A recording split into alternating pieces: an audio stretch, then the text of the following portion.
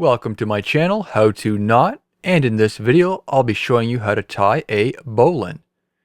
Typically this knot is used for climbing, camping, and sailing. Start by creating a loop.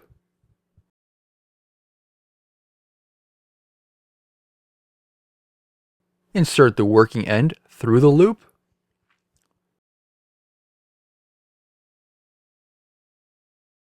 Wrap the working end around the standing part of the rope and insert it back through the loop. Then tighten. This is an easy loop to tie, yet it's extremely effective as it's strong and stable. It was commonly used by sailors to attach rope to an object for running rigging or for hoisting. You can also finish the knot off with a stopper knot in order to prevent it from slipping, which I'll feature in a separate video.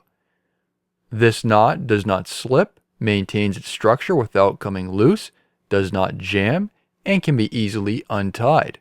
When working with stiff rope, this knot can easily loosen as the knot cannot seat properly. This concludes the rest of my video. I hope you enjoyed it. Please be sure to hit that thumbs up button, and if you'd like to see more knot tying videos, subscribe to my channel. Thank you for watching.